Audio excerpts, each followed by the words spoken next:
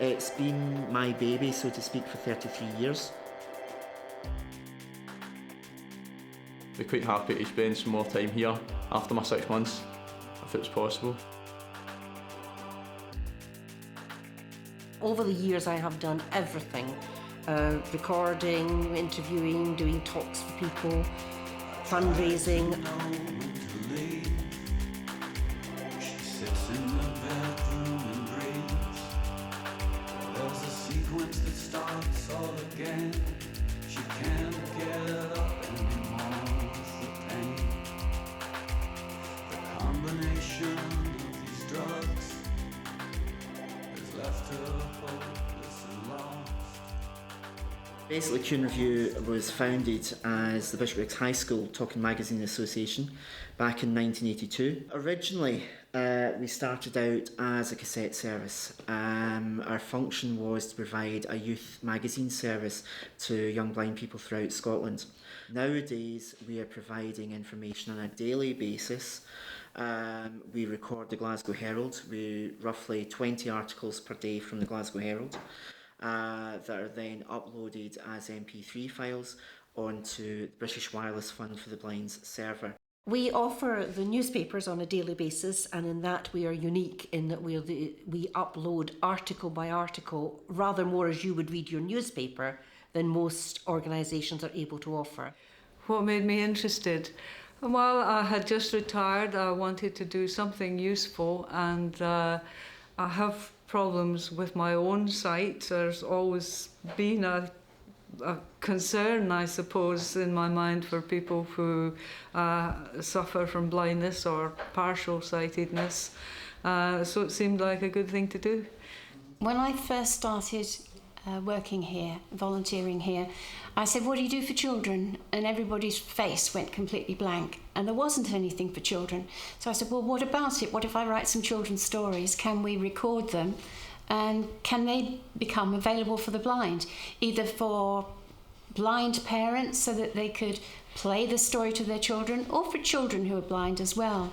When it comes to Siouxsie Kennedy, Siouxsie has listened to what we said. She has presented the book in a very clear format. She herself reads the stories that she has written and treats them as just a narrative. And the Foxy and Cinders series is actually working out to be a fantastic opportunity for our young blind listeners, in that there is a shortage of material for young blind people in audio, and they've responded really well to accessing this information for free on the Sonata Internet Radio service. Well, our volunteers are recruited by various means. We work with East Dunbartonshire Voluntary Action to recruit volunteers from the local area into the project.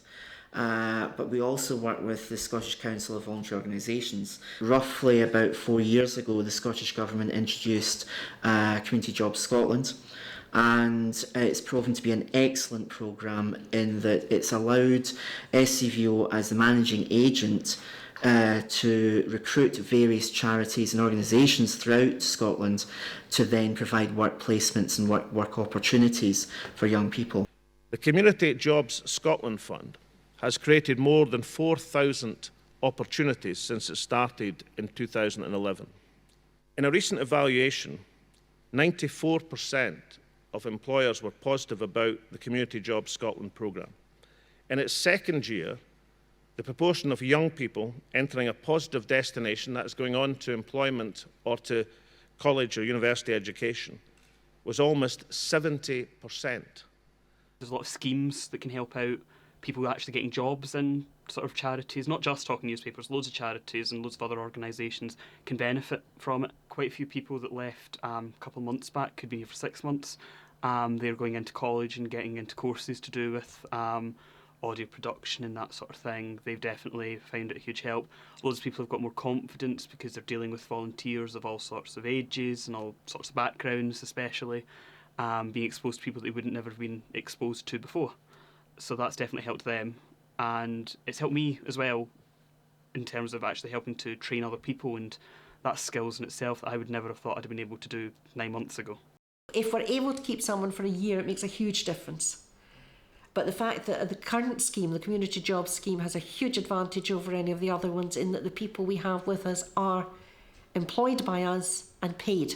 We probably have a success rate of somewhere about 80-85% going on direct to employment or full-time education after their time with us.